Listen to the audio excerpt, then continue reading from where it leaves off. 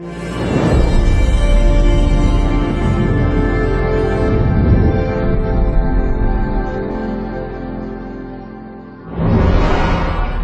to Women TV. We have a perfect example of he for she with us, and he is Ashwin Chaudhary.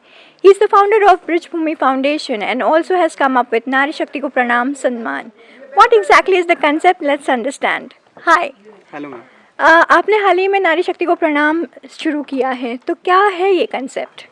Ma'am ये कोई concept नहीं है, एक सम्मानित मंच है कि आज जिस तरह से समाज में कुछ ऐसी महिलाएं जो हिडन रहकर काम कर रही हैं, चाहे वो किसी भी क्षेत्र में हो और मीडिया से बहुत दूर हैं। तो आज से 3 महीने पहले हमने इस चीज़ की शुरुआत की और तो मथुरा में हमने एक मंच बनाया और वहाँ उसमें से हमने शुरुआत की थी 51 महिलाओं से कि 51 महिलाओं को वहाँ से यहाँ लेकर आएँ।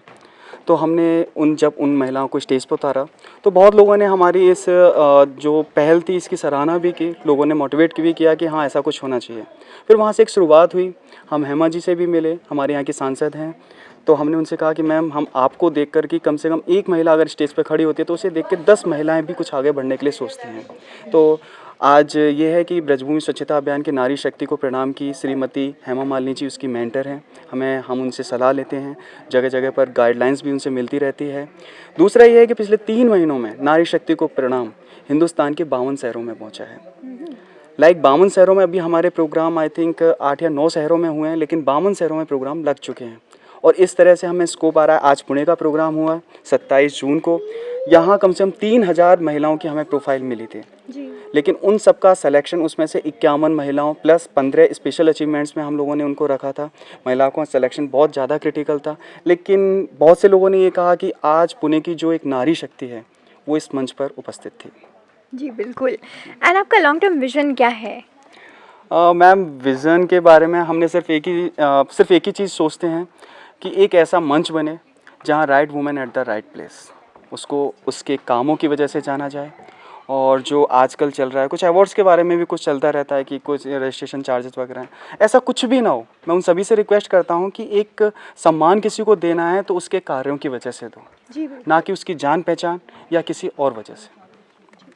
एंड हमारा एक सेगमेंट है ही फॉर शी, जिसमें the men who work towards women empowerment and support the empowering women out there, हम उनको फेलिसिटेट करते हैं। And you are such a perfect example. तो कैसे इसकी शुरुआत हुई, क्या देख के लगा समाज में या आपके घर में, परिवार में, कि मुझे भी इन स्त्रियों के लिए खड़ा रहना है?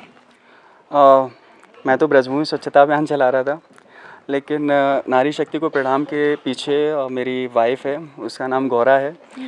तो उसी ने मुझसे कहा था कि तुम स्वच्छता अभियान, तो क्योंकि वो एक गांव से बिलोंग करती है, कि आप इस तरह का काम करो। तो मैंने उसकी बात सुनी और इस पर जब वर्कआउट किया तो रियली हमें कुछ ऐसा मिला कि आज के ज़माने पे लोग बोलते हैं कि नारी सशक्तिकरण, कि लेकिन नारी सशक्तिकरण का मतलब क्या है, एक्चुअल में क्या होता है।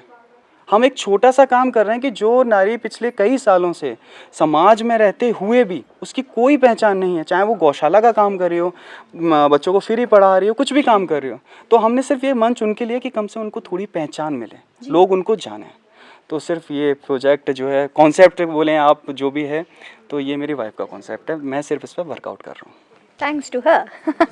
और कमिंग टुवर्ड्स द एंड, वो क्या इंस्पिरेशनल मैसेज होगा for all the men watching you right there?